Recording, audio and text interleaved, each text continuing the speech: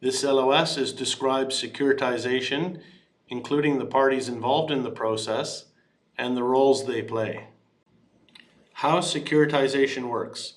When assets are securitized, several legal and regulatory conditions must be satisfied.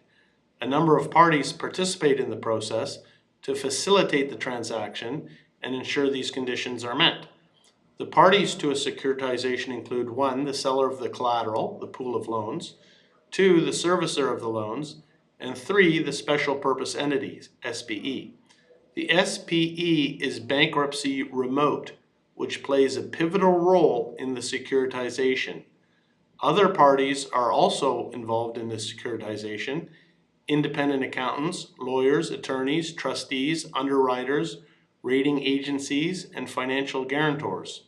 All these parties, including the servicer, what is different from the seller of the collateral, are referred to as third parties to the securitization.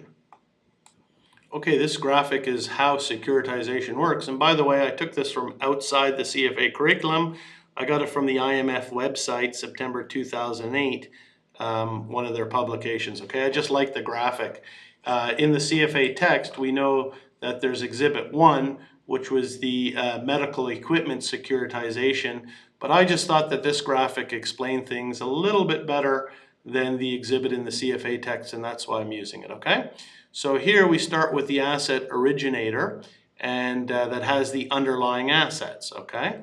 And that's the reference portfolio, that's the collateral. As I said, this is using all the terms that we see in the CFA text, and I just liked, I think it laid it out in a fairly easy to understand chart of how securitization works. So what happens is there's the transfer of the assets from the originator to the issuing vehicle, okay? The special purpose vehicle. That's step number 1. Again, this is the key point. The assets are immune from bankruptcy of the seller, okay? And the originator retains no legal interest in the assets, okay? So we can see here they're using SPV, special purpose vehicle, or it's SPE, special purpose entity, okay? So the issuing agent, for example, the special purpose vehicle, number 2, issues debt securities that are backed from these assets. These assets are going to generate income that is going to be used to pay the interest and the principal back. So the special purpose vehicle issues the debt securities to the investors. And this is typically structured into various classes or tranches rated by 1 or more rating agencies, okay? And then the capital market investors, they're going to buy the asset-backed securities. And again, the asset-backed securities are categorized into several tranches, the mezzanine tranches and junior tranches, okay? So continuing with how securitization works, we're just going to put it into words now, some sentences and paragraphs here.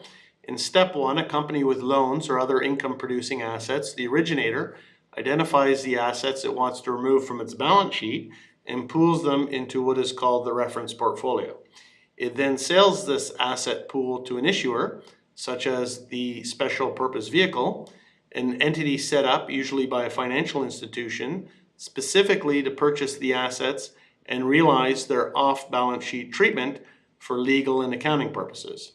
In step 2, the issuer finances the acquisition of the pooled assets by issuing tradable interest-bearing securities that are sold to capital market investors. The investors receive fixed or floating rate payments from a trustee account funded by the cash flows generated by the reference portfolio. In most cases, the originator services the loan in the portfolio, collects payments from the original borrowers, and passes them on, less a servicing fee, directly to the special purpose vehicle or the trustee.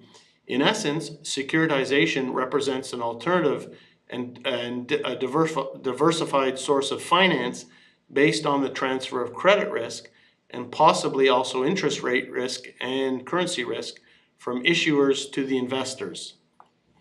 So a couple of bullet points for review in terms of the asset securitization process. Again, the SPV is bankruptcy remote from the seller.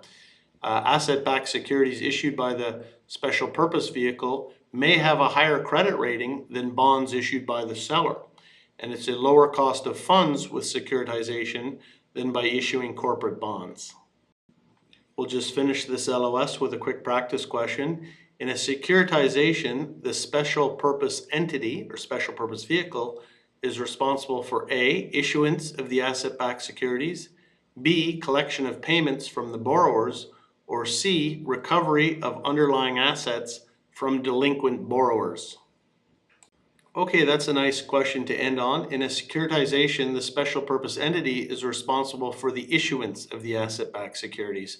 A is clearly right. In a securitization, the special purpose entity is the special legal entity responsible for the issuance of the asset-backed securities. The servicer, not the special purpose entity, is responsible for both the collection of payments from the borrowers and the recovery of underlying assets if the borrowers default on the loans. Okay, so that's the last slide for this LOS. Thank you.